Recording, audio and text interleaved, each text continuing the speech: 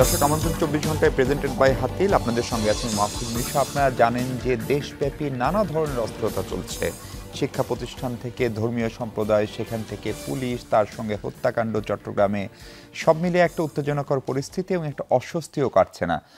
সরকারের বয়স 3 মাস পেরিয়ে গেছে, অনেকে বলছেন হানিমুন পিরিয়ড শেষ, ফলে আইন শৃঙ্খলা বাহিনী থেকে শুরু করে সরকারের প্রশাসন যন্ত্র সবকিছু ঠিকঠাক মতো কাজ করছে কিনা সেই প্রশ্নও তুলছেন অনেকে।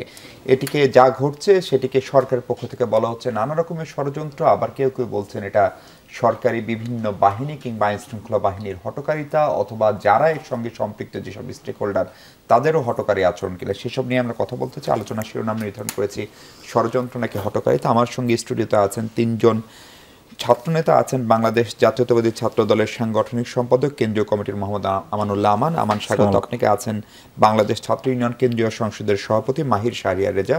রেজা আপনাকেও স্বাগত। এবং আছেন বৈষম্য বিরোধী ছাত্র আন্দোলনের নির্বাহী কমিটির সদস্য আহনাফ সাইদ খান। আহনাফ আপনাকেও স্বাগত। আহনাফ, আপনাকে দিয়ে আলোচনাটা শুরু করতে চাই।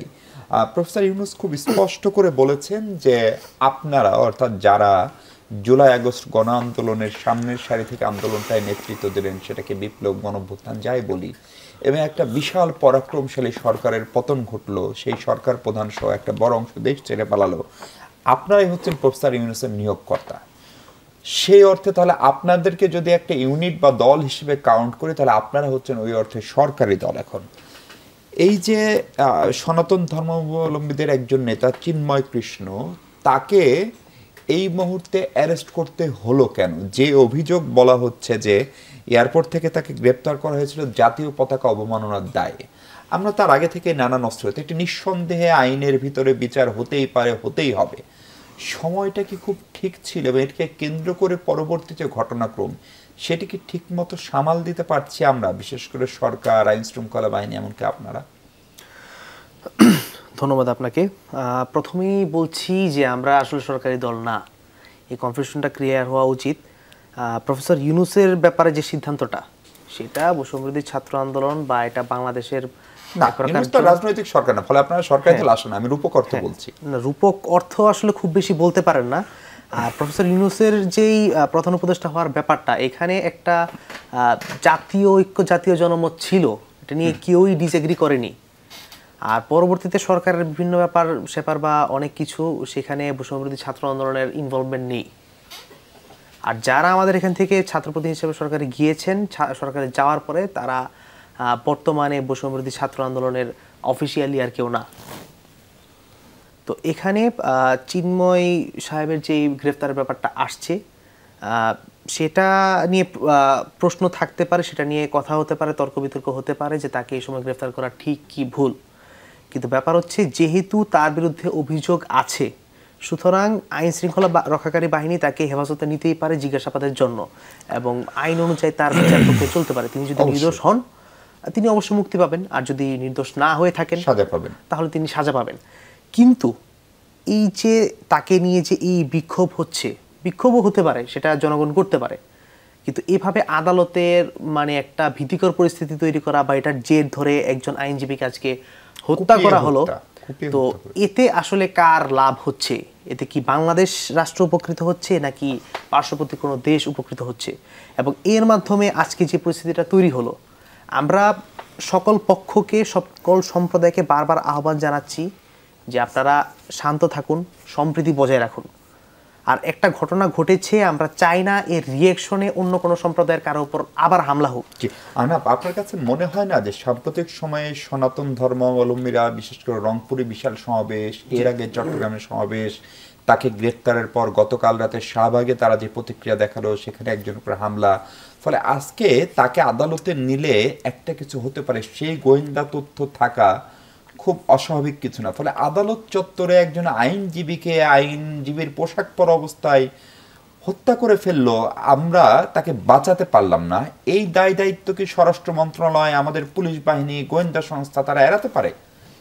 না, সেটা তো অবশ্যই এড়াতে পারে না। এটা নিঃসন্দেহে এটা বা আমাদের প্রশাসনের, আমাদের স্বরাষ্ট্র মন্ত্রণালয়ের, আমাদের গোয়েন্দা সংস্থাগুলোর সম্মিলিত ব্যর্থতা। আমরা ইতোপূর্বে দেখেছি যে গতকালকে ঢাকায় যেটা হলো, বা তার আগের দিনও এই যে আন্তঃপ্রতিষ্ঠান দ্বন্দ্ব, যার ফলশ্রুতিতে আমরা সবগুলো ছাত্র সংগঠনকে নিয়ে আন্তঃপ্রতিষ্ঠান দ্বন্দ্ব নিয়ে আলাদাভাবে আমরা কথা বলবো। না না, বিষয়টা প্রাসঙ্গিক, যে আমরা একটা ছাত্র সংহতির ডাক দিলাম। তো এই যে ঘটনাগুলো ঘটলো বা যা ঘটে আসছে, এতে কি এটা প্রমাণ হয় না যে এখানে গোয়েন্দা সংস্থাগুলোর স্পষ্টত ব্যর্থতা কিংবা অনিচ্ছা, অবহেলা আছে?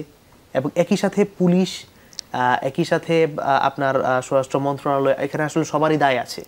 এই দায়টা আসলে তারা কি অস্বীকার করতে পারবে না, কারণ গোয়েন্দা সংস্থার কাছে অবশ্যই তথ্য থাকার কথা। এই যে ঘটনাগুলো, আমরা একটু চট্টগ্রাম থেকে ঘুরে আসতে চাই। আমার সহকর্মী মামুনুর রশিদ অভি আছেন চট্টগ্রামে। অভি, আপনি নিশ্চয়ই শুনতে পাচ্ছেন আমাকে?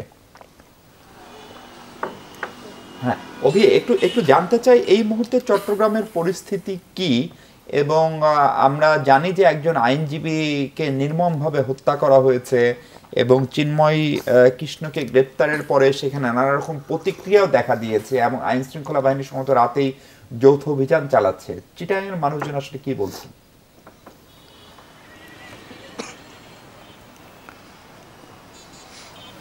মিশু, আসলে যখন বিকেলে, অর্থাৎ ঘটনাটি যখন ঘটে যে সাইফুল ইসলাম আলিফ নামে যে একজন আইনজীবী নিহত হন, এর পরপরে কিন্তু একেবারেই চট্টগ্রামের কোতোয়ালি পুরো এলাকা একেবারেই থমথমে বিরাজ করে। এখন পর্যন্ত আমরা দেখেছি যৌথ বাহিনীর অভিযান, আপনি যেটি বলছিলেন, এখন যৌথ বাহিনী অভিযান চলছে এবং সেখানে আসলে কোনো গণমাধ্যমকে আসলে এখন পর্যন্ত অ্যালাউ করেনি, সে কারণে বাইরে আসলে আমরা অবস্থান করছি। তবে এই প্রতিক্রিয়া বলতে যদি বলি, এবং এলাকার মধ্যে এখন পর্যন্ত কিন্তু দুপক্ষের একেবারেই থমথমে বিরাজ করছে এবং মানুষজন রাস্তার আশেপাশে কিন্তু তারা অবস্থান নিয়েছেন এখন পর্যন্ত। এবং যে জায়গাটাতে আসলে তাকে কুপিয়ে যে অভিযোগ করা হচ্ছে, তাকে হত্যা করা হচ্ছে, সেই জায়গাটা থেকে আশেপাশে শুরু করে বিভিন্ন মানুষজন সেখানে এখন পর্যন্ত অবস্থান নিয়েছেন।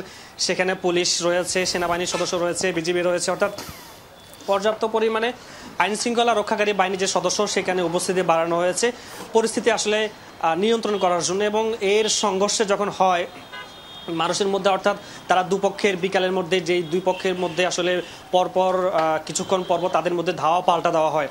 এবং আমরা দেখেছি নিহতের স্বজনদের পক্ষ থেকে দাবি করা হচ্ছে যেই যারা জড়িত এই নৃশংস হত্যাকাণ্ড যারা চালিয়েছেন তাদের দ্রুত সময়ের মধ্যে আসলে চিহ্নিত করে জড়িতদেরকে শাস্তির আওতায় আনার জন্য বলা হয়েছে। একটা প্রশ্ন করার লোভ সামলাতে পারছি না, সেটা হচ্ছে যে এরকম পরিস্থিতিতে আদালত চত্বরে চট্টগ্রামের মতো বড় শহরে একজনকে কুপিয়ে হত্যা করা হলো, পুলিশ প্রশাসন, আইন শৃঙ্খলা বাহিনী, তাদের উপস্থিতি কেমন ছিল দেখলেন? এটা আসলে কিভাবে সম্ভব হলো?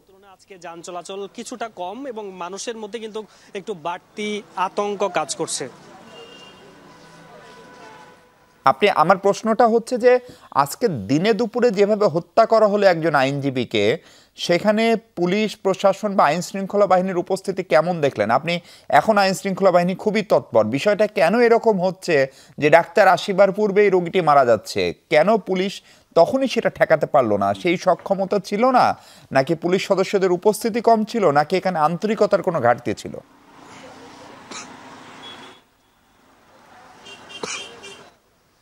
এই বিষয়ে কিন্তু চট্টগ্রাম জামাতের যে আমির শাহজাহান চৌধুরী, তিনি কিন্তু চট্টগ্রাম মেডিকেলে সেখানে গিয়েছেন। নিহতর ঘটনার খবর শুনে তিনি কিন্তু একটি প্রতিক্রিয়া বলছিলেন যে তিনি আসলে আইন শৃঙ্খলা রক্ষাকারী বাহিনীর যে উপস্থিতি যেভাবে দেওয়া দরকার ছিল, অর্থাৎ তাদের যেই ভালোভাবে নিয়ন্ত্রণ করার জন্য পুরো পরিস্থিতি করা দরকার ছিল, সেই উপরে কিন্তু তিনি আসলে নারাজ। তিনি বলছিলেন যে তারা আসলে সঠিকভাবে তাদের দায়িত্ব পালন করতে পারেনি, সে কারণে কিন্তু এমন ঘটনা ঘটেছে। সে কারণেই তারা বলছিলেন যে আইন শৃঙ্খলা অর্থাৎ পুলিশ সদস্য যারা ছিলেন সে সময়ে সকালবেলা কোর্ট বিল্ডিং এলাকায় তারা সঠিকভাবে দায়িত্ব পালন করতে পারেনি, এমনটি কিন্তু অভিযোগ করা হচ্ছে জামাতের আমিরের পক্ষ থেকে। এবং তারা বলছিলেন যে সঠিকভাবে মানুষজন, অর্থাৎ যে পরিমাণ মানুষ ছিল তাদেরকে ঠেকাতে তারা ব্যর্থ হয়েছেন, এমনটি কিন্তু অভিযোগ করা হচ্ছে। এবং আমরা দেখেছি বিকালের পরে পুলিশ সদস্য বাড়ানো হয়েছে, বিজিবি সদস্য বাড়ানো হয়েছে এবং সেনা সদস্য একদম পরিষ্কার। অনেক ধন্যবাদ অভি আমাদের সঙ্গে যুক্ত হওয়ার জন্য এই মধ্যরাতে। আমরা একটু মাহির আপনার কাছে আসতে চাই। আমরা দেখছি যে এই পুরো ঘটনায় স্বরাষ্ট্র মন্ত্রণালয় বলে যে একটা মন্ত্রণালয় আছে সেটি খুব বেশি ভিজিবল না। এই সরকারের সমস্ত দুটো মন্ত্রণালয় সবচেয়ে বেশি ভিজিবল হওয়া জরুরি ছিল, একটি স্বরাষ্ট্র উপদেষ্টা আর একজন স্বাস্থ্য উপদেষ্টা। স্বাস্থ্য উপদেষ্টা নিয়ে আপনাদের এমনকি বৈষম্য বিরোধী ছাত্র আন্দোলনের প্রকাশ্য অভিযোগ ছিল এবং এখনো সম্ভবত আছে। ফলে বিষয়টাকে কিভাবে দেখছেন? আইন শৃঙ্খলা বাহিনী কেন এখনো পারফর্ম করছে না? এখনো কি তারা আস্থা পাচ্ছে না? এটা কি সরকারের দুর্বলতা, নাকি এর মধ্যে আবার কোনো ষড়যন্ত্র দেখেন আপনারাও? জি ধন্যবাদ। যারা উপস্থিত হয়েছেন, যারা শুনছেন, সবাইকে বাংলাদেশ ছাত্রলীগের পক্ষ থেকে শুভেচ্ছা জানাচ্ছি। যেই প্রশ্নটি যে স্বরাষ্ট্র উপদেষ্টা তার কার্যক্রমে তার গাফিলতি রয়েছে কিনা দায়িত্ব পালনে, দেখুন আমরা গত 2 দিন ধরে, বিগত 2 দিন ঢাকা শহরে যে পরিস্থিতি হয়েছে এবং তার প্রেক্ষিতে যেই স্বরাষ্ট্র উপদেষ্টা বা স্বরাষ্ট্র মন্ত্রণালয়ের যে তৎপরতা দেখেছি, আমরা কিন্তু গতকালই সংবাদ বিজ্ঞপ্তির মাধ্যমে জানিয়েছি যে স্বরাষ্ট্র উপদেষ্টা তার দায়িত্ব পালনে ব্যর্থ হয়েছেন। এবং আজকের যে ঘটনাটা আমরা দেখলাম যে আদালত প্রাঙ্গণে একজনকে কুপিয়ে হত্যা করা হয়েছে এবং বিপুল সংখ্যক আইনশৃঙ্খলা বাহিনীর সামনে, এ থেকে আসলে প্রমাণ হচ্ছে যে আমাদের যে স্বরাষ্ট্র উপদেষ্টা রয়েছেন বা স্বরাষ্ট্র মন্ত্রণালয়ে যারা দায়িত্বপ্রাপ্ত রয়েছেন, তারা সঠিকভাবে তাদের কার্যক্রম পরিচালনা করছেন না, অথবা তাদের কার্যক্রম পালনে গাফিলতি রয়েছে। আমরা শুরু থেকেই এই সরকার গঠনের পর থেকে আমরা দেখেছি যে আইনশৃঙ্খলা বাহিনী তারা কাজে যোগদান করছেন না, বা কাজে যোগদান করতে ঢিলামি করছেন, বা কাজে যোগদান করেও তারা তাদের যে দায়িত্ব তা সঠিকভাবে পালন করছেন না। আমরা কিন্তু পূর্বেও বলেছি, যেসব পুলিশ সদস্য কাজে যোগদান করছেন না, তাদের যদি কাজে যোগদান করতে আগ্রহী না হন, তাহলে নতুন করে নিয়োগ দিয়ে কিন্তু আইন শৃঙ্খলা পরিস্থিতির নিয়ন্ত্রণ আনা প্রয়োজন।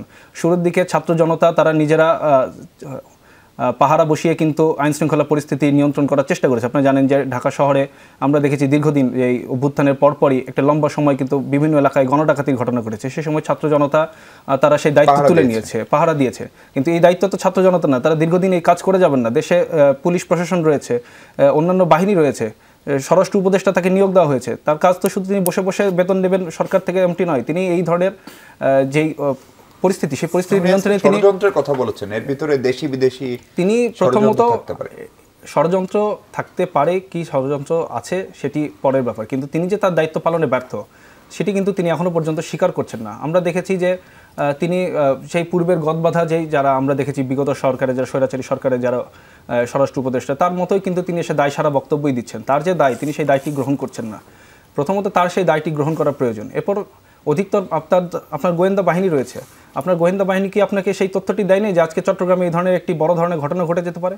সেই গোয়েন্দা বাহিনী যদি সেই তথ্য দিয়ে থাকে, তাহলে কেন স্বরাষ্ট্র উপদেষ্টা বা স্বরাষ্ট্র মন্ত্রণালয় সেই পর্যাপ্ত আইন শৃঙ্খলা বাহিনী সেখানে মোতায়েন করলেন না, বা সেখানে তারা তৎপর ভূমিকা পালন করলেন না? আর গোয়েন্দা বাহিনী যদি তাদেরকে সেই তথ্য না দিয়ে থাকে, তাহলে তারা কেন এই গোয়েন্দা বাহিনী এখনও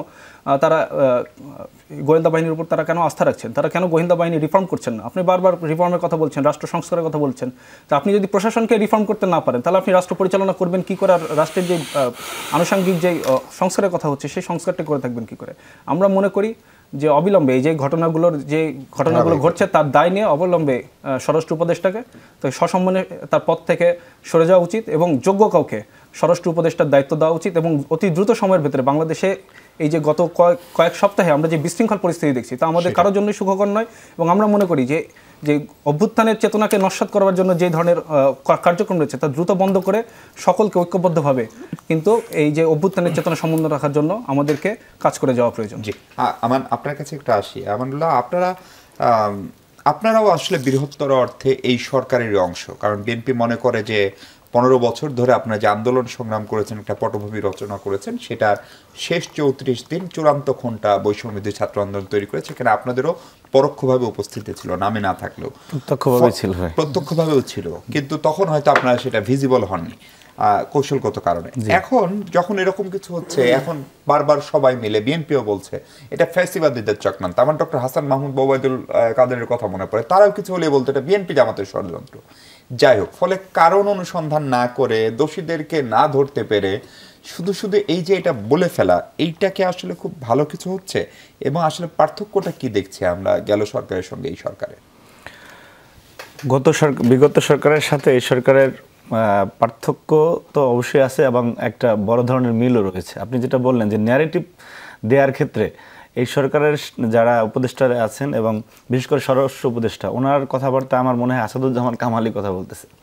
বিষয়টা হচ্ছে, আমরা বিগত সময়ে যখন গণতন্ত্রের জন্য আন্দোলন করতেছিলাম, তখন আমরা হোয়াটসঅ্যাপে একটা সাংকেতিক চিহ্ন ব্যবহার করেও যখন আমরা আমাদের মিছিলের স্থান নির্ধারণ করতাম, সেখানেও পুলিশের উপস্থিতি, আমরা যাওয়ার আগে ওখানে পুলিশ চলে যেত।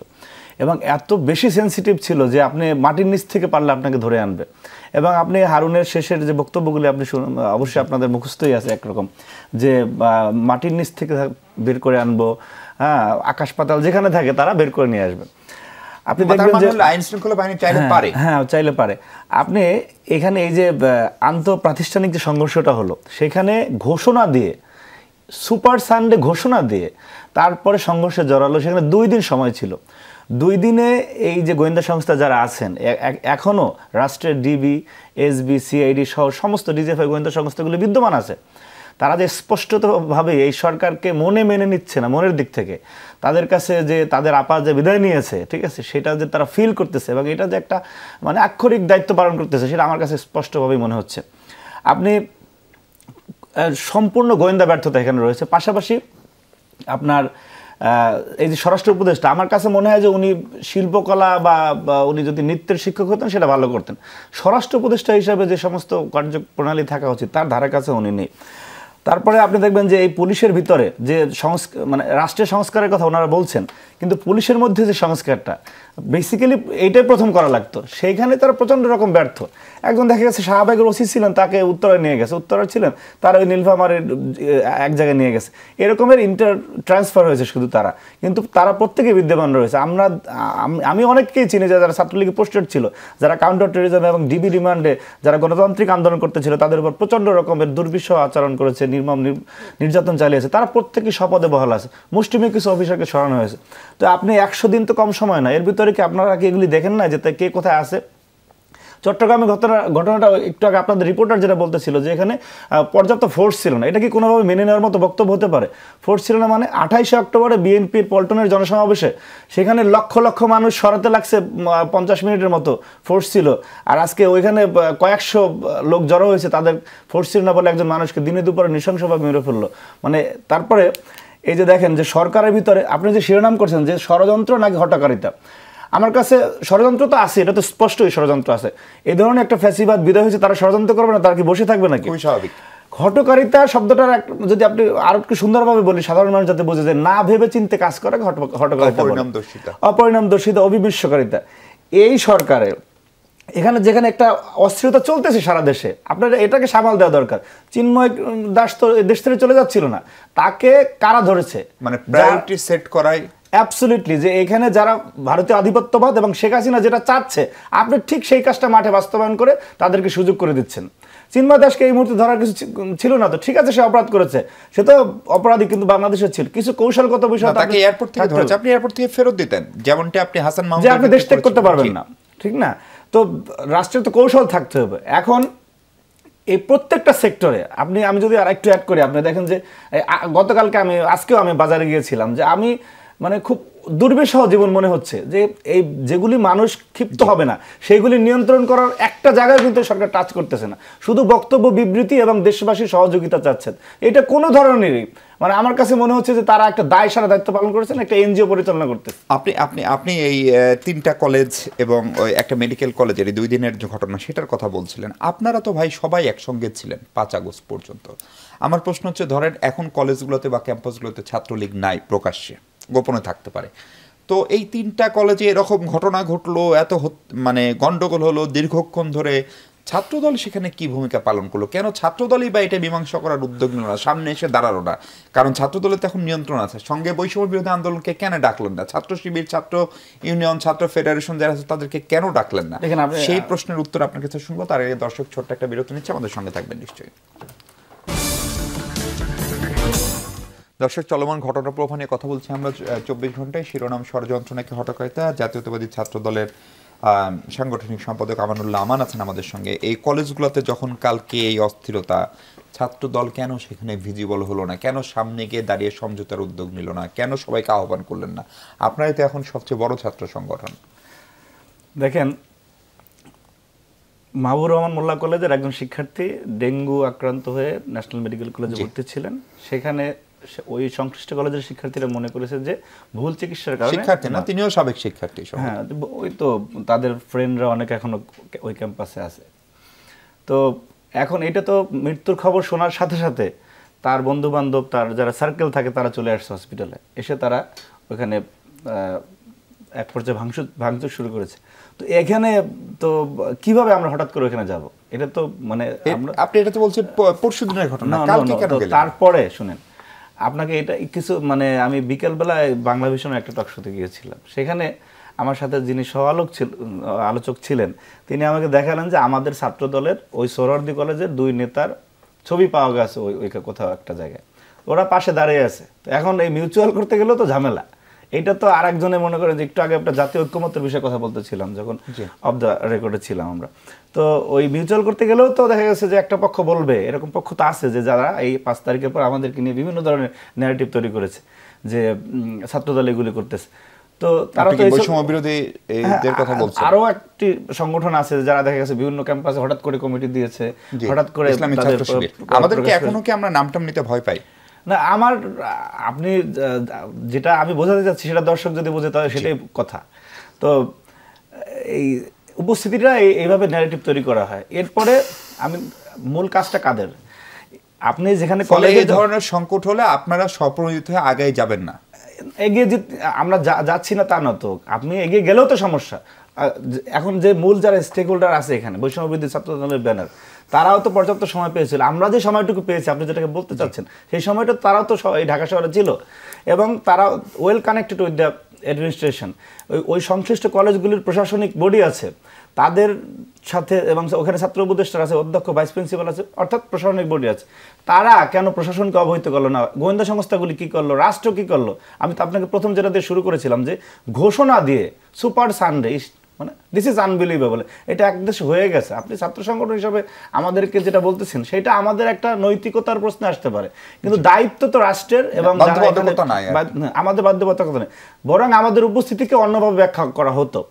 যদি ওনারা আমাদেরকে আহ্বান করতেন, যেরকম গতকালকে বৈষম্যবিরোধী ছাত্র আন্দোলনের আহ্বান করেছেন, আমরা সাথে সাথে আমরা তাদের আহ্বানে সাড়া দিয়েছি। তারা যদি এরকম আহ্বান করতেন, আসেন এরকম একটা ঘটনা হচ্ছে বা হতে যাচ্ছে, আমরা কি করণীয় ঠিক করি, ঘটনার পরবর্তী সময় তারা আমাদেরকে নিয়ে বসেছেন। তো বিষয়টা হচ্ছে যে এখানে এই দায় এড়ানোর কোনো সুযোগ এই প্রশাসনের নাই। যেটা আমি আপনাকে যেটা দিয়ে বললাম যে আমরা 5 মিনিটের একটা কিছু করলেই হাসিনার শাসন আমলের সময় সেটা সাথে সাথে মানে গোয়েন্দা সংস্থাগুলি খবর হয়ে যেত অমুক জায়গায় একটা মিছিল হবে, অমুক জায়গায় একটা দ্রুত ফোর্স নিয়ে যাও। কিন্তু আপনি এই যে বসে বসে একটা সংঘর্ষ দেখার জন্য এই প্রশাসন অপেক্ষায় ছিল, এবং এই কথাগুলি যখন আমরা বিভিন্ন মিডিয়ায় বলতেছিলাম এবং অন্যরা বলছে, সরকার কি তাদেরকে ডেকে বলেছে যে তুমি যে এই সংশ্লিষ্ট জায়গার এডিসি বা তুমি ডিসি, তুমি এখানকার ওসি, তুমি কি করেছো?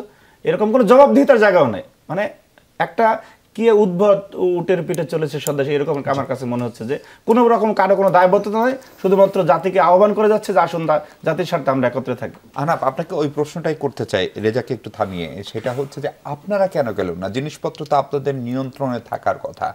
এমনকি আমাদের যে 3 জন ছাত্র বন্ধু উপদেষ্টা হয়েছেন মাহফুজ আলম সহ, তারাও কেউ গেলেন না। বিষয়টা হচ্ছে ছাত্র সংশ্লিষ্ট, তাহলে শিক্ষা উপদেষ্টা কথা বলবেন, গন্ডগোল হয়েছে তাহলে স্বরাষ্ট্র উপদেষ্টা কথা বলবেন। কিন্তু আমরা দেখলাম ব্রিফ করলেন নাহিদ এবং আসিফ, আমাদের 2 উপদেষ্টা, একজন তথ্য মন্ত্রণালয়ের দায়িত্বপ্রাপ্ত, একজন যুব ক্রীড়া মন্ত্রণালয়ের দায়িত্বপ্রাপ্ত। তাহলে আপনারা এই ব্রিফিং করে ষড়যন্ত্রের গল্প আপনাদের বন্ধুরা বা যারা সরকার আছেন তারা করছেন, কিন্তু সমন্বয়করা বা আপনারা কেন বুক পেতে দাঁড়ালেন না? আপনাদের তো সেই সক্ষমতা ছিল, আমরা দেখেছি জুলাই আগস্টে। নাকি ভয় পেলেন যেতে গেলে প্রতিরোধের মুখে পড়তেন? না, বিষয়টা এরকম না। আর তার আগে আমি একটু আমান ভাইকে বলতে চাই, যেখানে আমাদের ঐক্য হচ্ছে সেখানে আমরা নিজেরা কাদা ছোড়াছুড়ি না করলেই ভালো হয়। এখানে কাদা ছোড়াছুড়ি করি না, এখানে দায়টা আমাদের উপর, আপনাদেরও দায়িত্ব রয়েছে সেটা বলেছি। না, আমি সে ব্যাপারে আসছি। এখানে ঘটনার সূত্রপাত যেখানে ওই যে ন্যাশনাল মেডিকেল কলেজের যে বিষয়টা, সেখানে অভিযোগ ছিল যে তাদের ভুল চিকিৎসায় আমরা জানি ছাত্র মারা যায়। তো পরবর্তীতে এখানে শুধু মাহবুবুর রহমান মোল্লা কলেজ না, ঢাকা শহরের ইন্টারমিডিয়েট লেভেলের আরও অনেকগুলো কলেজ রয়েছে এবং তারা হচ্ছে সংগঠিত হয়ে একটা সংগঠনও করেছে। সো সেখান থেকে তারা সেখানে ওই যে এটার জবাব নিতে চায়। তো যখন জবাব নিতে চায় তখন তাদের উপর হামলা হয় এবং তারা দাবি করে যে সেখানে ওইটা কিভাবে পেল? ধরেন একজন যদি মারাও যায় তাহলে সেটা আইনি পদক্ষেপ নেওয়া হবে। তাদের যে বক্তব্যটা, তাদের বক্তব্য ছিল যে তারা সেখানে যাবে হাসপাতাল কর্তৃপক্ষের কাছে জবাবদিহিতা চাইতে বা ইয়া করতে। তো তখন তাদের ভাষ্যমতে সেখানে ওই যে সোহরাওয়ার্দী কলেজ এবং নজরুল কলেজের শিক্ষার্থীরা তারা দাবি করে যে তারা ছাত্রদলের সাথে সংশ্লিষ্ট, হামলা করে। এখানে তাদের দাবি, আমি বলছি না যে ছাত্রদল হামলা করেছে। তো এখন এবং সেটা নাকি ন্যাশনাল মেডিকেল কলেজের যে অথরিটি তারা এখানে কোনোভাবে কভার করেছে। না, একটু বলছি এখানে ব্যাক স্টোরিটা হয়তো অনেকে জানে না। তো এখন এখানে দায়িত্বটা ছিল যে ন্যাশনাল মেডিকেল কলেজ তারা একটা ক্লিয়ারেন্স দেওয়া বা তদন্ত কমিটি করা, আর যেহেতু ছাত্র দলের উপর ব্লেম এসেছে তাদের একটা বিবৃতি অন্তত দেওয়া প্রয়োজন ছিল। কাদের? ছাত্র দলের উপর ব্লেম দিছে? ওই ইন্টারমিডিয়েট লেভেলের শিক্ষার্থীরা। আমরা তো এটা কোথাও কোনো মাধ্যমে দেখি না। এটা তাদের কাছে না পৌঁছাতে পারে, ওনারা এটা ইনভেস্টিগেট করতে পারতেন বা ওই কলেজের যারা আছেন তারাও অন্তত একটা বিবৃতি দিতে পারতেন যে আমরা দায়ী না, বা জিনিসটা ইনভেস্টিগেট করতে পারতেন তাদের জায়গা থেকে। দ্বিতীয়ত ওই যে দুইটা কলেজ, ওই দুই কলেজের উপর ব্লেম এসেছে, ওই দুই কলেজের অথরিটি, হ্যাঁ ওই দুই কলেজের অথরিটি উচিত ছিল জিনিসগুলো ইনভেস্টিগেট করা যে আসলে তাদের কোনো শিক্ষার্থী হামলা করেছে কিনা।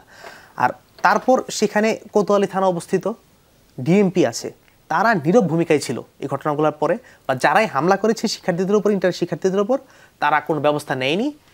আর ওই যেই কলেজের শিক্ষার্থী, ওই যে মাহবুবুর রহমান মোল্লা কলেজের শিক্ষার্থীরা আক্রান্ত হলো, ওই কলেজ কর্তৃপক্ষ নির্বিকার ছিল, তাদের শিক্ষার্থীরা আক্রান্ত হয়েছে, তাদের উচিত ছিল মানে কলেজ কর্তৃপক্ষ আইন শৃঙ্খলা বাহিনীর দোষ যে শতভাগ সেটি নিয়ে সম্ভবত কোনো প্রশ্ন নেই। আমার প্রশ্ন হলো আনসাররা যখন বিদ্রোহ করলো তখন ওদের দেখার জন্য র্যাব, সেনাবাহিনী, পুলিশ, সরকারি গোয়েন্দা সংস্থা ছিল, আপনারা তো তখন সবাইকে আহ্বান করে সেটা প্রতিরোধ করতে গিয়েছিলেন। এবার গেলেন ইন্টারমিডিয়েট লেভেলের যে শিক্ষার্থীরা, তারা যখন এই ব্যাপারগুলো আমরা জানতে পারি, আমরা তাদেরকে বারবার নিবৃত্ত করার চেষ্টা করি। আচ্ছা, যে এভাবে সংঘাতময় পরিস্থিতি গেলে ওই জায়গায় যদি তোমরা যে কোনো আন্দোলন করো, মানববন্ধন করো, একটা সংঘাতের সৃষ্টি হবে, বা তোমরা করতে না চাইলেও অতি উৎসাহী কেউ না কেউ যে হামলা করে বসতে পারে বা এই ধরনের ব্যাপার ঘটতে পারে, তারা কথা শুনেনি, তারা এখানে কোনো কথা শুনেনি। এবং আমাদের প্রতিনিধিরা ডিএমপিতেও গিয়েছিল, জি সেটা আমি জানি, ডিএমপিতে গিয়েছিল তাদেরকে ব্যাপারগুলো অবহিত করার জন্য যে এরকম ঘটনা ঘটতে পারে, আপনারা অ্যাকশন নেন। কিন্তু তার মানে আন্দোলনকারী শিক্ষার্থীরাও এখন আপনাদের কথা সবসময় শুনছেন না। এখন এটা অনেক সময় অনেক ব্যাপার হতে পারে, এখানে এই যে ইনস্টিটিউশনাল প্রাইডের যে ব্যাপারগুলা, এইগুলা নানানভাবে তাদের মধ্যে পুশ করার চেষ্টা করা হচ্ছে যাতে সমস্ত শিক্ষার্থীদের যে কমিউনিটি, এখানে ঐক্যটা ভাঙে। ঐক্য ভাঙলে ফ্যাসিবাদীদের লাভ। এই যে ধরেন তাদের সাথে যদি আমরা কাদা ছোড়াছুরি করি, শিক্ষার্থীরা যদি এক প্রতিষ্ঠানের সাথে দ্বন্দ্ব তৈরি করে, তাহলে লাভটা আলটিমেটলি কার? লাভটা হচ্ছে এই লীগের, এই ফ্যাসিবাদীদের, এবং লীগের যারা এই যে এখনো অনেক মানে লীগ লুকিয়ে আছে বিভিন্ন প্রতিষ্ঠানে, তারা ইনফ্লুয়েন্স করছে, তারা ইনস্টিটিউশনাল প্রাইডের ব্যাপারটা সামনে আনছে, এবং এই লাভটা হচ্ছে নানান ছদ্মবেশে তারা খেলার চেষ্টা করছে। একদম। মাহিরা, আপনাকে যে প্রশ্নটা করতে চাই, গতকালকে যখন আজকে ছাত্র সংহতি সপ্তাহ, ছাত্রদল ছিল, বৈষম্যবিরোধী ছাত্র আন্দোলন, ছাত্র শিবির তারা ছিল, বাংলা মোটরের যে বৈঠক হলো সেখানে ছাত্র ইউনিয়ন তো একসঙ্গে আপনারা ছিলেন, আপনারা গতকালকে গেলেন না কেন? জি দেখুন, আমরা যখন জুলাই গণ অভ্যুত্থানে আমরা বৈষম্য বিরোধী ছাত্র আন্দোলনের ডাকে বা বৈষম্য বিরোধী ছাত্র আন্দোলনের কর্মসূচির সাথে সংহতি জানিয়ে আমরা কিন্তু সেই মাঠে থেকেছি। আমরা জুলাই গণ অভ্যুত্থানে সক্রিয়ভাবে অংশগ্রহণ করেছি, এবং জুলাই গণ অভ্যুত্থানে অংশ নেওয়ার সফল হওয়ার পরেই কিন্তু আমরা বলেছি যে আন্দোলন সফল হয়ে গিয়েছে, এবং এই আন্দোলনের যে নেতৃত্ব দানকারী প্ল্যাটফর্ম, এটি কোনো একটি গোষ্ঠী বা একটি রাজনৈতিক দলের বা একটি মতের প্ল্যাটফর্ম নয়, এখানে বিভিন্ন মতের জনগণ বা ছাত্র জনতা সেখানে একত্রিত হয়েছে। এই প্ল্যাটফর্মটি বন্ধ করে দিয়ে বৈষম্য বিরোধী ছাত্র আন্দোলনের যারা মূল সমন্বয়ক ছিলেন, তারা যদি মনে করেন যে তারা রাজনৈতিকভাবে মাঠে থাকতে চান, তারা ছাত্র সংগঠন করে তারা মাঠে থাকতে পারতেন, কিন্তু সেটি না করে তারা যখন বৈষম্য বিরোধী ছাত্র আন্দোলন, আমরা কিন্তু প্রথম যে লিয়াজু কমিটি মিটিং, সেই মিটিংয়ের সময় আমরা বলেছি যে আমরা এই ধরনের তৎপরতার সঙ্গে আর একমত নই। আমরা মূলত এখন যেই প্রসেসটা আমরা মনে করেছি যে সরকারকে দ্রুত সময়ের ভেতরে সংস্কার, তিনি যে সংস্কারের কথা বলছেন, আমরা পূর্বেও বলেছি যে তিনি আসলে কি সংস্কার করতে চান, সেই কিন্তু এখনো পর্যন্ত 100 দিন পার করে ফেলেছেন, তিনি এখনো জনগণের সামনে রূপরেখা দিতে পারেন নাই। তিনি কবে রূপরেখা দিবেন, সেই রূপরেখার বাস্তবায়ন তিনি কবে শুরু করবেন, তারপর সেই সংস্কার কবে শেষ করে তারপর তিনি নির্বাচনে যাবেন। আজকে দেখছি যে আমরা এই যে বাংলাদেশে যে বিশৃঙ্খল পরিস্থিতি দেখছি, প্রশাসন সামলাতে এই সরকার হিমশিম খাচ্ছে। আমরা তো মনে করি যে যেহেতু তাদের সরকার পরিচালনায় তারা অপারদর্শী, সুতরাং এই কারণেই কিন্তু তারা এই যে আমলাতন্ত্র, সেই আমলাতন্ত্রকে তারা নিয়ন্ত্রণ করতে পারছেন না। সুতরাং আজকে জনগণের ম্যান্ডেটের সরকার থাকা এখানে খুবই গুরুত্বপূর্ণ। সেটি যে রাজনৈতিক দলই হোক, জনগণ যাকে মনে করবে শাসনভার পরিচালনার জন্য যোগ্য, তারা সেখানে থাকবে। আমরা কিন্তু সেটি বারবার বলে এসেছি, কিন্তু সেটি না করে, এবং আমরা বলছি যে আজকে এই সরকার জনগণের যে আমরা দেখেছি হাসিনা সরকারের সময় যে দুর্বিষহ অবস্থা বাজার দরের, সেই বাজার দরও কিন্তু আপনি এখন পর্যন্ত নিয়ন্ত্রণের কোনো কার্যকর উদ্যোগ আমরা কিন্তু এই সরকারের পক্ষ থেকে দেখি নাই। কিন্তু আমরা বলেছি যে বৈষম্য বিরোধী ছাত্র আন্দোলন, আপনি বলছিলেন যে বৈষম্য বিরোধী ছাত্র আন্দোলন থেকে তারা সরকারি উপদেষ্টা হয়েছেন, সুতরাং এক অর্থে সরাসরি না হলেও বৈষম্য বিরোধী ছাত্র আন্দোলন সরকারের সাথে কিন্তু তাদের সেই যোগাযোগটি রয়েছেন, অন্যান্য সকল সংগঠনের চেয়ে তাদের সেই নিবিড় যোগাযোগ রয়েছে। তারা চাইলে তাদের নেতাদের সাথে সরাসরি যোগাযোগটি করতে পারেন, অন্য ছাত্র সংগঠন বা রাজনৈতিক সংগঠনের হয়তো সেই সুযোগ নেই। সুতরাং আমরা বলেছিলাম যে এই প্ল্যাটফর্মটিকে আর সামনের দিকে এগিয়ে না নিয়ে গিয়ে এই প্ল্যাটফর্মটিকে এখানে সমাপ্ত করে আমরা বিলুপ্ত করে দিয়ে যেই ছাত্র সংগঠন তাদের যেই ঐক্যমত, আপনারা জানেন যে স্বৈরাচারের সাথে সময় আমরা 21 ছাত্র সংগঠন হচ্ছে আমরা সে দেখেছি যে সর্বদলীয় ছাত্র ঐক্য গঠিত, সেরকম সর্বদলীয় ছাত্র ঐক্যের প্রসঙ্গ সে থাকতে পারে। একটি প্রসঙ্গ আমরা সবসময় বলে এসেছি যে আজকে শেখ হাসিনা দল, আওয়ামী লীগ, তারা পতিত স্বৈরাচার ফ্যাসিস্ট দল, একই সাথে তারা জুলাই গণঅভ্যুত্থান যে গণহত্যা, সেই গণহত্যার দোষর। আমরা কিন্তু দেখেছি যে একই সাথে যে 71 সালে আমাদের যে মুক্তিযুদ্ধে, সেই মুক্তিযোদ্ধায় যে গণহত্যায় যে দল জড়িত ছিল জামাত ইসলাম এবং তার সংগঠন ছাত্র শিবির, তারাও এখানে অবস্থান করছেন। এবং জামাতি কিন্তু আমরা দেখেছি যে বিভিন্ন সময় যে, এবং ছাত্র দলের কথা বলি, তারা ক্যাম্পাসে নির্বিচারে কার্যক্রম পরিচালনা করছেন, পোস্টার লাগাচ্ছেন, কিন্তু অন্যান্য ছাত্র সংগঠন যখন কার্যক্রম পরিচালনা করতে যাচ্ছেন, তারা সেখানে ক্যাম্পাসে ছাত্র রাজনীতি বন্ধের সেই জিকির তারা কিন্তু বারবার তুলে ধরেন। জাতীয়তাবাদী ছাত্র দল আমরা দেখেছি পোস্টার করতে গিয়েছে। আমরা ছাত্র রাজনীতির বিষয়ে আমরা কোনো কথা বলি না, আমরা এটা আপনি ভুল ব্যাখ্যা করতে দেয়নি ছাত্র শিবির। হ্যাঁ, আপনি দেখবেন যে যখন তারা ওই যে 7 নভেম্বরের কর্মসূচির জন্য তারা যখন ঢাকা বিশ্ববিদ্যালয়ে পোস্টারিং করতে গেলেন, পোস্টারিং তো খুবই একটি স্বাভাবিক কর্মসূচি একটি ছাত্র সংগঠন বা রাজনৈতিক দলের জন্য, সেই পোস্টারিং তারা করতে দিলেন না। এবং তারা সেই হচ্ছে আমরা দেখেছি যে যখন ঢাকা বিশ্ববিদ্যালয়ে অভ্যুত্থানের পরপর যারা ক্যাম্পাসে ছাত্র রাজনীতি বন্ধের জন্য যারা নেতৃত্ব দিচ্ছেন আন্দোলন, তারা পরে দেখা গেল যে তারা ইসলামী ছাত্র শিবিরের তারা হচ্ছে তারা কমিটিতে রয়েছেন। সুতরাং এই ছাত্র সংগঠনকেও আমরা আসলে বিশ্বাস করি এবং এই ছাত্র সংগঠনের সুদীর্ঘ সন্ত্রাসের ইতিহাস রয়েছে। আজকে ছাত্র ইউনিয়নের বিভিন্ন নেতাকর্মী শিবির হাতে শহীদ রয়েছেন, জাতীয়তাবাদী ছাত্র দল রয়েছে, আর অন্যান্য সংগঠন রয়েছে। আমরা মনে করি না যে একটি ফ্যাসিস্ট স্বৈরাচারকে সংগঠনকে সরিয়ে দিয়ে আরেকটি গণহত্যার দোষর ফ্যাসিস্ট সংগঠনকে এই জায়গা করে দেওয়া। আপনার কথা পরিষ্কার মাহির, কিন্তু ধরেন 5 আগস্ট পর্যন্ত আপনাদের যে ইস্পাত কঠিন ঐক্য ছিল, সেই ঐক্যটা এই 3-3.5 মাসের মাথায় যদি থাকছে না, দেখা যাচ্ছে স্পষ্টত নানা রকম বিভাজন। এবং আমার মনে আছে উপদেষ্টা আসিফ নজরুল একদম শুরুর দিকেই বলেছিলেন যে এমন কিছু করেন না যেন মানুষ বলা শুরু করে আমরা আগেই ভালো ছিলাম। সেই কথাও কি মানুষ তাহলে কদিন পর বলা শুরু করবে কিংবা করেছে? এবং আমার সবচেয়ে বড় প্রশ্ন হচ্ছে আপনার কাছে আমান, আজকে আমরা দেখলাম যে লুৎফুজ্জামান বাবরের মুক্তির দাবিতে বিক্ষোভ সমাবেশ করেছে জাতীয়তাবাদী ছাত্রদল। প্রশ্ন হচ্ছে এখন এটা করেছে পলাশী মোড়ে সংক্ষিপ্ত সমাবেশ, আজিমপুর থেকে বিক্ষোভ মিছিলটি শুরু হয়ে পলাশী মোড়ে 26 নম্বর। নেতৃত্ব দিয়েছেন ঢাকা মহানগর দক্ষিণ ছাত্র দলের যুগ্ম আহ্বায়ক মোজাম্মেল হক পাঠান, এটা দক্ষিণ ছাত্র দলের। ফলে তার মানে কেন্দ্রীয় ছাত্র দল হয়তো এটা জানেও না, আপনার বডি ল্যাঙ্গুয়েজ তাই বলছে। এই ঐক্যটা কেন ধরে রাখা যাচ্ছে না, সেই প্রসঙ্গে আপনাদের 3 জনের বক্তব্য শুনবো। দর্শক, তার আগে আবার একটা বিরতি নিচ্ছে, আমাদের সঙ্গে থাকবেন নিশ্চয়ই। দর্শক, স্বাগত আরেকবার। আমরা কথা বলছি ষড়যন্ত্র নাকি হঠকারিতা সেই প্রসঙ্গে। আমাদের সঙ্গে বৈষম্যবিরোধী ছাত্র আন্দোলনের নির্বাহী কমিটির সদস্য আহনাফ আছেন।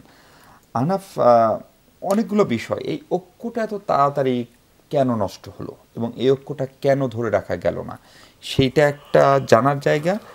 দ্বিতীয় জায়গা হচ্ছে যে সরকার কি খানিকটা নমনীয় আচরণ করছে, যেটাকে দুষ্কৃতিকারীরা দুর্বলতা ভাবছে। ধরেন প্রধান উপদেষ্টা জাতির উদ্দেশ্যে দেওয়া প্রথম ভাষণে বলেছিলেন যে আমরা কাউকে গুলি করব না। এখন আপনি সাধারণ মানুষকে অবশ্যই গুলি করবেন না, কিন্তু কেউ যদি আমার দেশকে, আমার জীবনকে হুমকির মুখে ফেলে, তাহলে পুলিশ গুলি করবে না। ফলে যিনি চোর, যে ডাকাত, যে দুষ্কৃতিকারী, সেও তো সেই মেসেজটা নিয়ে তারা কি সেটা অপব্যবহার করছে কিনা বা সুযোগটা নিচ্ছে কিনা? এখানে 5 আগস্টের আগ পর্যন্ত এখানে বাংলাদেশের যতগুলা রাজনৈতিক সংগঠন, ছাত্র সংগঠন কিংবা যতগুলা পক্ষ ছিল, একমাত্র আওয়ামী লীগ এবং তার যে দোসর যে পার্টিগুলা 14 দল, এরা বাদে সবাই ঐক্যবদ্ধ ছিল একটা প্রশ্নে, শেখ হাসিনার পতন। কিন্তু যেই শেখ হাসিনা পতন হলো, এখানে আমরা দেখলাম যেটা আসলে অত্যন্ত দুঃখজনক, হতাশাজনক, যে আমাদের আসলে সবারই লক্ষ্যে পরিবর্তন আসলো। এক একজনের লক্ষ্য উদ্দেশ্য এক একটা হয়ে দাঁড়ালো, বা নিজ নিজ যে সংগঠনের স্বার্থ সেটাই বড় হয়ে দাঁড়ালো। তো এখান থেকেই আসলে ঐক্যের ফাটল। আর ওই সরকারের যে নমনীয়তার কথা, হ্যাঁ সেটা অবশ্যই সরকার যথেষ্ট নমনীয়, যেটা আসলে অভ্যুত্থানের যে সুরক্ষা, এই নমনীয়তা অভ্যুত্থানের সুরক্ষা দিচ্ছে না। সরকার যদি কঠোর হতো, এখানে আপনার যতগুলো আওয়ামী সন্ত্রাসী যারা এখনও ওপেনলি ঘুরে বেড়াচ্ছে, যাদের বিরুদ্ধে আমরা নিজেরা মামলা করেছি, এখন পর্যন্ত বিচার হচ্ছে না, আমরা নিজেরাও একটা জীবন নাশের সংজ্ঞায় আছি, আমরা নিজেরা নিরাপত্তাহীনতায় ভুগছি, কিন্তু হাসি মুখে তারা চলাফেরা করছে, সামাজিক যোগাযোগ মাধ্যমে ছবি আপলোড করছে, স্বাভাবিক জীবনযাপন করছে। মানে বাংলাদেশ থেকেই? হ্যাঁ, বাংলাদেশ থেকেই। আমি অনেককে চিনি এরকম ছাত্রলীগের সরাসরি হামলায় জড়িত ছিল। আমরা মানে পুলিশকে ইনফর্ম করছি, আমরা অন্যান্য আইনশৃঙ্খলা বাহিনী এদেরকে ইনফর্ম করছি, কিন্তু কোনো পদক্ষেপ নেই। তথ্য দিয়ে ইনফর্ম করছি।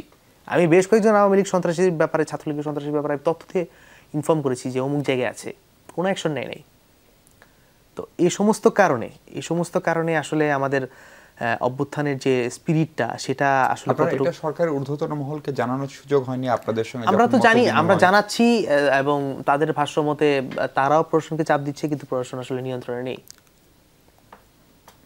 প্রশাসন এখনো ফ্যাসিবাদীদের দখলে। এটাই হচ্ছে বাস্তবতা। সেখান থেকে কি তাহলে দ্বিতীয় অভ্যুত্থানের বা পাল্টা অভ্যুত্থানের সেখান থেকে এই যে, এবং আমরাও আসলে দেশ গঠনের জন্য আমরাও যে এই যে আওয়ামী বা ফ্যাসিবাদীদের উপর যে প্রতিশোধ নেইনি, এটা এখন মনে হচ্ছে আমাদের চরম ভুল ছিল, সম্মিলিত ভুল ছিল। মানে আসলে কেউ মানে ফ্যাসিবাদ বিরোধী সবগুলো পক্ষই তো আসলে মানে একটু নমনীয় অবস্থানে ছিল বা সরাসরি প্রতিশোধটা গ্রহণ করেনি। এখন মনে হচ্ছে প্রতিশোধ গ্রহণ না করা ওই লিগারদের বিপক্ষে, সেটা আমাদের সম্মিলিত ভুল ছিল। মানে আইন হাতে তুলে না নেওয়া। আইন হাতে তুলে নেওয়া বা না নেওয়ার কথা না, ব্যাপারটা হচ্ছে যে আত্মরক্ষার্থে যে প্রতিরোধটা, সেই প্রতিরোধটা আমরা করতে পারিনি। আমাদের এখনো অনেক সহযোদ্ধারা লীগের হাতে নির্যাতিত হচ্ছে, আক্রান্ত হচ্ছে, এবং আমরা যখন মামলা করছি তখন সেই সন্ত্রাসীদেরকে ছাড়িয়ে নেওয়ার জন্য কোনো না কোনো রাজনৈতিক দলের নেতারা যাচ্ছেন, যেটা আরো হতাশ করে আমাদেরকে। আপনাদের প্ল্যাটফর্মে এগুলো নিয়ে আলোচনা হয় না? আমরা আলোচনা করছি, আমরা চাপ দিচ্ছি, কিন্তু কাজ হচ্ছে না। হতাশাজনক। মাহির শাহরিয়ারে যা, আপনি যদি আপনার সহযোদ্ধার কথা শুনে থাকেন, আহনাফের কথা, আপনার উপলব্ধিটা কি আসলে? এত দ্রুত এই বিভক্তিটা হলো কেন? নাম্বার 1। নাম্বার 2 হচ্ছে যে সুশাসন বা গভর্নেন্সের যে ইস্যুটা, সেই ইস্যুতে তো আপনি অবশ্যই সাধারণ মানুষকে কোনোভাবেই তার মানবাধিকার, শান্তি, সুরক্ষা ইত্যাদির জন্যও তো আপনাকে কখনো কখনো কঠিন হতে হয়। মানে সাধারণ মানুষের নিরাপত্তার জন্য তো আপনি চোর, ডাকাত, বাটপার, দুষ্কৃতিকারী, সন্ত্রাসী, তাকে আপনি তো কঠোর বার্তা দিবেন। সেটা সরকার কতক্ষণে দিতে পারলো গত 3.5 মাসে? জি, ধন্যবাদ। সেটা হচ্ছে আমরা যে শুরুতেই বলেছি যে সরকার যে নমনীয় অবস্থানটি নিয়েছে, আমাদের মতে এটি সরকারের আসলে নমনীয় অবস্থানটি আসলে সরকারের ব্যর্থতার জায়গা। আপনি যখন সরকার পরিচালনা করবেন, আপনি কিন্তু নমনীয় থাকবেন না। আপনি যখন সঠিক ন্যায্য দাবির আন্দোলন থাকবে, আপনি সে ন্যায্য দাবির পক্ষে থাকবেন। যখন কেউ বিশৃঙ্খলা সৃষ্টির চেষ্টা করবে, আপনি সেটিকে শক্ত হাতে দমন করবেন। আমরা দেখেছি যে জুলাই গণঅভ্যুত্থানের পরপরই যারা 24 সালে যারা এইচএসসি পরীক্ষার্থী ছিলেন, তারা এসে সচিবালয়ে গেট বন্ধ করে দিলেন। তারা বললেন আমাদের অটোপাস দিতে হবে, দিয়ে দিলেন আপনি অটোপাস। আপনাকে এসে কেউ দাবি করছেন, আপনি দিয়ে দিচ্ছেন। এই যে সরকারের যে নমনীয় অবস্থা বা সরকারের যে নতজন নীতি, সেই নতজন নীতি কিন্তু আসলে আমরা দেখেছি যে আসলে আরও উৎসাহী করছে যারা আইন শৃঙ্খলা পরিস্থিতি, যারা সন্ত্রাসী রয়েছে, তাদের কিন্তু আরও এই উৎসাহ যোগাচ্ছে যে সরকার আসলে সন্ত্রাসীদের বিরুদ্ধে ব্যবস্থা নিতে কার্যত অপারগ। এবং আমরা দেখেছি যে 5ই আগস্টের পরপরই শীর্ষ সন্ত্রাসীরা বিভিন্ন সময় যারা 20-30 বছর ধরে কারাগারে বন্দী ছিলেন, তারা মুক্ত হয়েছেন। এটি কিন্তু আসলে আমরা মনে করছি এটা আসলে সরকারের দুর্বলতার কারণে এটি হয়েছে। সরকারের যেটি প্রয়োজন ছিল, আপনি যেটি শুরুতেই বলেছিলেন যে হানিমুন পিরিয়ড থাকে, একটি হানিমুন পিরিয়ড এই সরকারের শেষ হয়ে গিয়েছে। তাকে এখন শক্তভাবে এই সরকারের কন্ট্রোল নিতে হবে। তিনি কন্ট্রোল না নিয়ে তিনি যদি বললেন, আপনি দেশবাসীর সামনে এসে যদি বলেন দেশবাসীকে শান্তি শৃঙ্খলা বজায় রাখার কথা, সবাই আপনার কথা শুনবে না। কারণ এখানে নানান ধরনের নানান মতের লোক রয়েছে, তাদের নানান উদ্দেশ্য রয়েছে, তারা নানান উদ্দেশ্য স্বার্থ রয়েছে। আজকে যেই প্রথমটি আমরা বললাম যে ইসকনের যেই চিন্ময়, তিনি জাতীয় পতাকার অবমাননা করেছেন, সেই অভিযোগে মামলা হয়েছে। নিঃসন্দেহে জাতীয় পতাকার অবমাননা আমরা কেউই এটি মেনে নেব না। কিন্তু 5ই আগস্টের পর কিন্তু আমরা নানান ধরনের দেখেছি যে মুক্তিযুদ্ধের ভাস্কর্য ভেঙে ফেলা হয়েছে, জাতীয় পতাকা পরিবর্তন বা জাতীয় সঙ্গীত পরিবর্তন আলাপ হয়েছে। তখন তো সরকারের নমনীয় অবস্থান দেখিয়েছেন। তাহলে কেন এই নাটক বন্ধ করে দেওয়া হয়েছে? নাটক বন্ধ করে দেওয়া হয়েছে মবের সামনে নতজানু হয়ে। তাহলে আজকে কেন এই মুহূর্তেই, যখন দেশে অলরেডি একটি অস্থিতিশীল পরিস্থিতি চলছে, যেই কলেজগুলো, শিক্ষা প্রতিষ্ঠানগুলো সংঘর্ষে লিপ্ত রয়েছে, পারস্পরিক সংঘর্ষে, সেই সময় কেন তিনি আরেক ধরনের এই ঝুঁকিটা নিতে গেলেন? এটি কিন্তু গুরুত্ব। আমরা দেখেছি যে ফ্যাসিবাদের দোসর হাসান মাহমুদকে তিনি এয়ারপোর্টে ধরে তাকে ফেরত পাঠালেন, এবং পরবর্তীতে আমরা শুনতে পেলাম তিনি বেলজিয়ামে চলে গেলেন। কিন্তু আপনি চিন্ময় কৃষ্ণকে আপনি কারাগার থেকে ধরেই চট্টগ্রামে পাঠিয়ে দিলেন কারাগারে। তাহলে ফ্যাসিবাদের দোসরদের প্রতি আপনার অবস্থান নমনীয়, এবং অন্যান্যদের প্রতি আপনার অবস্থান খুবই কঠোর, এটি কিন্তু আসলে আমরা মনে করছি যে আসলে এই যে সরকারের যে ভুল পদক্ষেপগুলো, সেই ভুল পদক্ষেপগুলো যে আজকে যে ষড়যন্ত্রের কথা বারবার বলছেন, তাদের ভুল পদক্ষেপে কিন্তু আসলে ষড়যন্ত্রের যে প্রেক্ষাপট, সেই প্রেক্ষাপট কিন্তু তৈরি করে দিচ্ছে বলে আমরা মনে করছি। সরকারকে এখনই অবিলম্বে তা সেই জাতীয় স্বার্থ রক্ষায় তাদেরকে আরও সচেষ্ট ভূমিকা পালন করা প্রয়োজন বলে আমরা আমাদের জায়গা থেকে মনে করি। আমার শেষ সময় আপনার কাছে দুটো প্রশ্ন। একটা হচ্ছে বিএনপি নির্বাচন নিয়ে অনেক তাড়াহুড়া করছে আপনার দল, সেটি নিয়ে একটা অভিযোগ, এবং আজকে দেখলাম যে বিএনপির অনেক নেতাই মুক্তি পেয়ে গেছেন, এমনকি সরকার গঠন হওয়ার আগেও বিএনপির অনেকে বিভিন্ন প্রমোশন পেয়েছেন, অ্যাটর্নি জেনারেল পর্যন্ত হয়েছেন। ফলে আজকে কেন এরকম লুৎফুজ্জামান বাবরের মুক্তির দাবিতে এই অস্থিরতার ভিতরে কেন আপনাদেরকে বিক্ষোভ মিছিল করতে, কারণ এটি নিশ্চয়ই আইনি প্রক্রিয়া এবং নিশ্চয়ই দলের সিনিয়র লয়াররা সেটি দেখছেন, সেটি একটু প্রশ্ন। এবং দ্বিতীয় প্রশ্ন হচ্ছে যে নির্বাচন নিয়ে এত তাড়াহুড়া কেন, এই ঐক্যটা বা সংস্কারটাকে আপনারা কি আসলে চাচ্ছেন না? ধন্যবাদ আপনাকে। প্রথম যেটি বলেন আপনি যে লুৎফুজ্জামান বাবরের মুক্তির দাবিতে মিছিল, এটি দেখুন আমি একদম সরল স্বীকারোক্তি করছি যে আপনি এত বড় একটি রাজনৈতিক দল, এখানে আমাদের জাতীয় নেতাদের অনুসারী রয়েছে, আলাদা আলাদা অনুসারী আছে। জি, তারেক রহমান, খালেদা জিয়া, বিএনপির প্রশ্নে সবাই এক এবং অভিন্ন, কিন্তু সিনিয়র নেতাদের অনুসারী রয়েছে, খুবই স্বাভাবিক বিষয়টি। সেখানে লুৎফুজ্জামান বাবর উনি একজন মজলুম নেতা হিসেবে আমরা মনে করি, এবং উনি রাষ্ট্রীয় ষড়যন্ত্রের শিকার হাসিনা ফ্যাসিজমের, তো তার অনুসারী থাকতেই পারে, তারা বিচ্ছিন্নভাবে এটি করেছে। আমি আপনার মাধ্যমে জানলাম, হয়তোবা এই মিছিলটিতেও তো আইন শৃঙ্খলার অবনতি হওয়ার মতো কিছুই নাই। তারপরে যেহেতু ছাত্রদল একটি বড় সংগঠন, বড় গাছে বেশি পড়বে, সেই কারণে এই কথাটি আপনার কাছে এসেছে। নির্বাচন নিয়ে যেটি বললেন, আমার দুই সহ আলোচক ওনারাও কিন্তু ওনাদের বক্তব্য একদম স্পষ্টভাবে উঠে এসেছে যে বাংলাদেশে বর্তমান যে রাষ্ট্রীয় ব্যবস্থা চলছে, সেখানে সরকার স্পষ্টতভাবেই এই পরিস্থিতি সামাল দিতে ব্যর্থ হচ্ছে, এখানে একটি গণতান্ত্রিক সরকার দরকার। আমরা কিন্তু কেউই বলছি না যে নির্বাচনটা হলেই বিএনপি ক্ষমতা আসবে এবং বিএনপি সরকার গঠন করবে, কারণ আপনারা নিশ্চিত, আমরাও মোটামুটি নিশ্চিত না। নিশ্চিত আপনি ভোটাধিকার তো জনগণের কাছে, জনগণ কাকে ভোট দিবে, তাহলে তো আপনার সবার বক্তব্য স্পষ্ট যে বিএনপি সবচেয়ে জনপ্রিয় রাজনৈতিক দল, এবং সেখানে বিএনপি এই যে 100 দিন কিন্তু কম সময় না, যেটি ওনারাও বললেন, 100 দিনেও আপনি রোড ম্যাপ দিতে পারলেন না। কিন্তু আপনি যদি ওই রকম প্রক্রিয়া চলতেন যে রাষ্ট্রকে কঠোর হাতে নিয়ন্ত্রণ করা, এবং যাতে উগ্রবাদীরা যারা বাংলাদেশের বিরুদ্ধে ষড়যন্ত্র করছে, সরাসরি রাষ্ট্রের বিরুদ্ধে ষড়যন্ত্র করছে, তাদেরকে আপনি প্রত্যেকটা ক্ষেত্রে ছাড় দিচ্ছেন, এটা খুব স্পষ্ট। এবং হাসিনার ফ্যাসিজমের যে সেট আপ, সেটা প্রত্যেকটা জায়গায় রয়ে গেছে। আপনি পুলিশ বলেন, আপনি নির্বাহী বিভাগ, বিচার বিভাগের, এবং রাষ্ট্রের ফাংশনাল যতগুলি জায়গা রয়েছে, প্রত্যেকটা জায়গায় সেই ফ্যাসিজমের সেই সহচর দোসর চালাচবনটা রয়ে গেছে। আরেকটি দিকে দেখলাম সরকার খুবই ম্যাচিউরড, এটা মানে আমার বলতে হাসি পাচ্ছে যে আপনি দেখেন যে চিফ ইলেকশন কমিশনার হলেন, এর আগে ঢাকা বিশ্ববিদ্যালয়ের ভিসি হলেন, বা বড় বড় জায়গাগুলিতে চিটাগাংয়ের কে কোথায় আছে সেইটা খুঁজে আমাদের মাননীয় প্রধান উপদেষ্টা উনি নিয়ে আসতে পারতেছেন। তাহলে আইন শৃঙ্খলা পরিস্থিতিটা যে স্বাভাবিক রাখার জন্য যে কঠোরতা অবলম্বন করা উচিত, বিএনপির নামের তালিকা থেকে হয়েছে, বাড়ি যেখানে না, এটা আপনি এইভাবে কোড আনকোড করতে পারেন না। আমি যদি আপনাকে একটা লিস্ট দিচ্ছি যে আপনি এখান থেকে দেন, আপনি তো আরো 5 জনের কাছে লিস্ট নিচ্ছেন, চিটাগাং ক্ষেত্রে আপনাকে সিলেক্ট করতে হবে কেন? এখানে তো রাষ্ট্রীয় বিষয়, জাতীয় বিষয়, এখানে রাষ্ট্রের সকল প্রান্তের একটা অংশীদারিত্ব থাকবে। সেখানে রাষ্ট্রীয় বিষয়গুলিতে, কমিশনগুলিতে, প্রত্যেকটা জায়গায় আপনি দেখবেন যে খুঁজে খুঁজে চট্টগ্রামের লোকগুলিকে আনা হচ্ছে। তো আপনি যে পরিকল্পনা এগোচ্ছেন, সেখানে তো রাষ্ট্রের অন্যান্য মেধাবীদেরকে অবমূল্যায়ন করা হচ্ছে, কিন্তু একটা আপনি পারফেক্ট, অন্য জায়গায় আপনি চিন্ময় সাহেবের বাড়িও কিন্তু চট্টগ্রামে এবং হাটহাজারীতে, ডক্টর ইউনূসের এলাকায়। হ্যাঁ, চিন্ময় যিনি আটক হয়েছেন, এই ইস্যুর সাথে তো আপনি এটা কাঁদতে পারেন। সে চিন্ময়, এই যে একটা ব্যাখ্যা অনেকে দিচ্ছে যে সনাতনীদের অথবা হিন্দু ধর্মাবলম্বীদের ধর্মের উপর আঘাত আসছে, এই বিষয়টা আমাদের সবার এক এবং অভিন্ন সুরে কথা বলা উচিত। চিন্ময় ব্যক্তিগতভাবে সে বাংলাদেশ রাষ্ট্রের বিরুদ্ধে বিভিন্ন ফোরামে কথা বলছে, এবং বাংলাদেশের যে আমাদের আত্মমর্যাদার প্রতীক জাতীয় পতাকা, সেটাকে অবমাননা করেছে। কিন্তু তার সাথে সে ব্যক্তিগতভাবে সে অপরাধী, তার অপরাধের কারণে তাকে গ্রেপ্তার করেছে। একজন মুসলিম যদি আমাদের কোনো বাইতুল মোকাররমে খতিব, সে অপরাধ করলে সে গ্রেপ্তার হবে না? তো চিন্ময় যে সে ইসকন করুক আর যাই করুক না কেন, সে ব্যক্তি অপরাধী, ধর্মীয় কারণে না, সেটি সরকারের পক্ষ থেকে স্পষ্ট করা হয়েছে। জি, অনেক ধন্যবাদ আমানুল্লাহ, অনেক ধন্যবাদ মাহির শাহরিয়ার রেজব, অনেক ধন্যবাদ আনহাফ সাইদ খান। দর্শক, আমাদের প্রত্যাশা বাংলাদেশের সব মানুষ নিরাপদ থাকুক, ভালো থাকুক, আত্মমর্যাদা এবং বৈশ্বিকভাবে সম্মান নিয়ে বেঁচে থাকুক, সেই প্রত্যাশা শেষ করছি। ভালো থাকবেন সবাই, অনেক ধন্যবাদ।